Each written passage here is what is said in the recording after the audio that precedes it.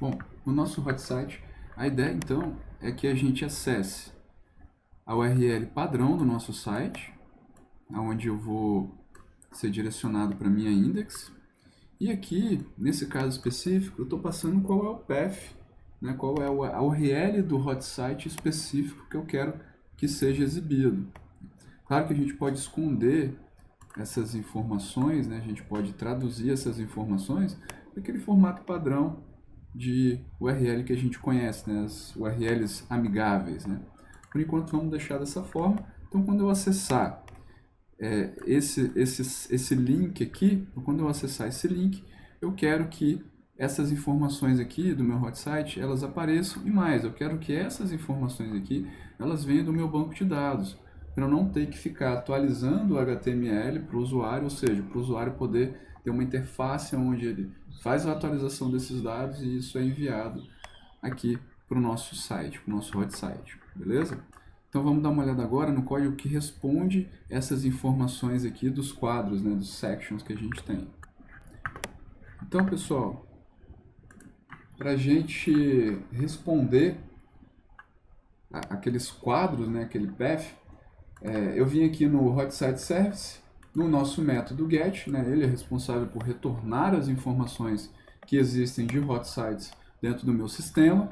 E aqui eu adicionei um else, aonde eu estou esperando agora essa variável URL, URL é o path. Então eu pego essa informação e aqui dentro do meu hot site DAO, agora eu tenho um novo método chamado getByURL. O que esse cara vai fazer? Vamos dar uma olhada nele.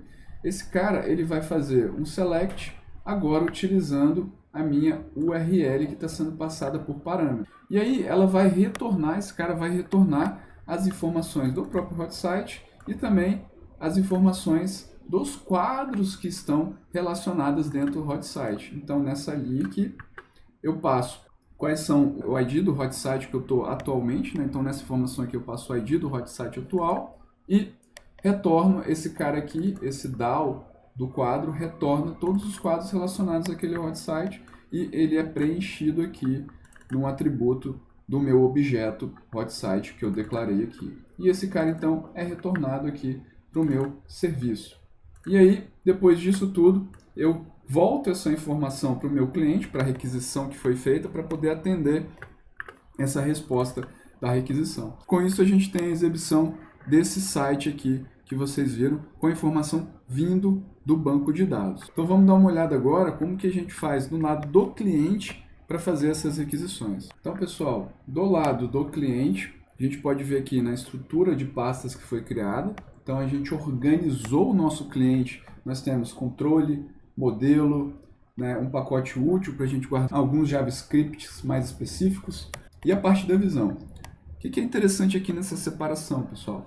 É que a gente consiga ter muito bem definida as classes que vão cuidar da parte da visão, ou seja, vão cuidar de interagir com o HTML, e também as partes que vão cuidar especificamente de interagir com o meu servidor, com o meu back-end.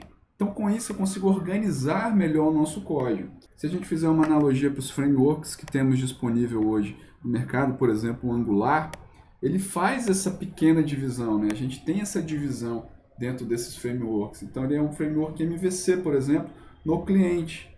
Tá?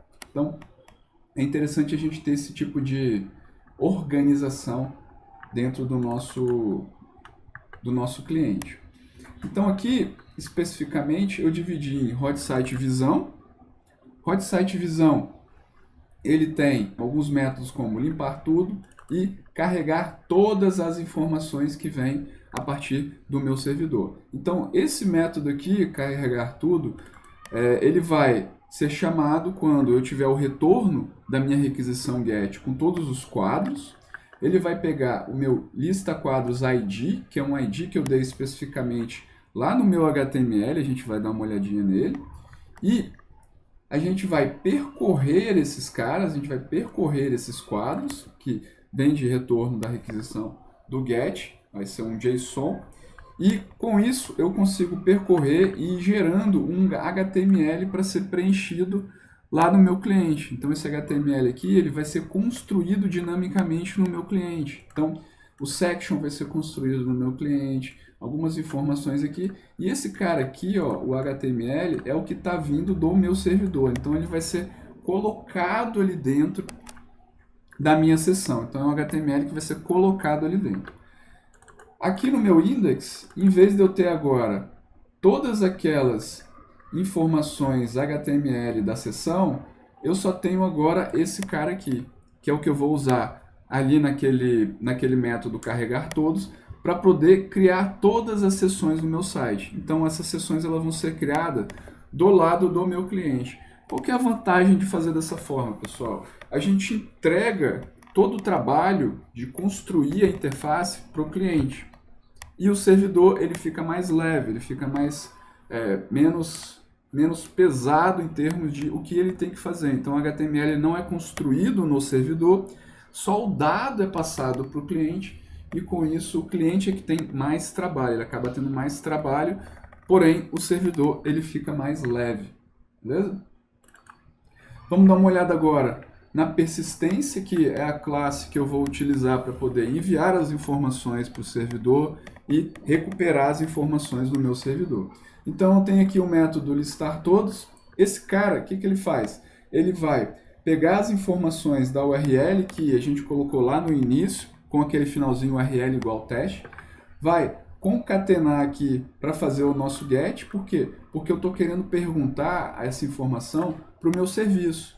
E a URL que trata do meu serviço é essa daqui, que é diferente daquela URL de entrada do meu site. Ele vem hotsite/view e aí a URL que eu estou querendo, o hotsite que eu estou querendo acessar.